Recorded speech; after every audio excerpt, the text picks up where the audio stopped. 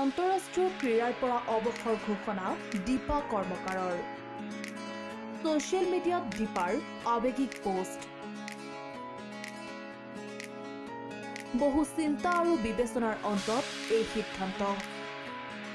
ভাৰতৰ প্ৰথমগৰাকী মহিলা জিমনাষ্ট দীপা কৰ্মকাৰ।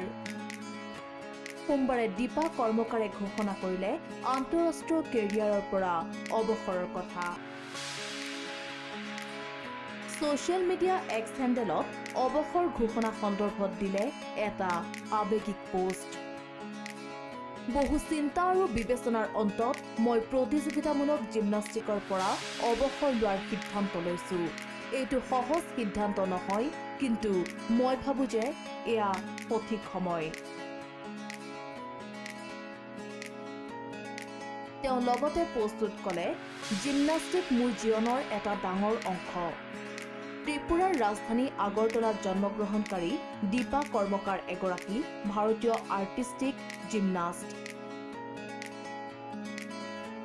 তেওঁ গ্লাছগোত অনুষ্ঠিত 2014 কমনৱেলথ গেমছত প্ৰথম ভাৰতীয় জিমনাষ্ট হিচাপে ব্ৰঞ্জৰ পদক পাইছিল।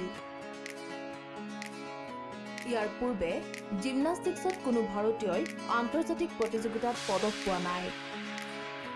কমনৱেলথ আৰু এছিয়ান গেমছত পদকজয়ী দীপা কৰ্মকাৰৰ ক্ৰীড়া ক্ষেত্ৰৰ বৰ্ণিল যাত্ৰাৰ বাবে 2016 চনতে তেওঁ লাভ কৰিছিল মেজৰ ধ্যানচান্দ খেল ৰত্ন বঁটা। উল্লেখ্য যে অলিম্পিয়ান দীপা কৰ্মকাৰৰ খেলৰ পৰা বিদায়ে অনুৰাগী সকলৰো এতিয়া চকু সেমেকাই তুলিছে।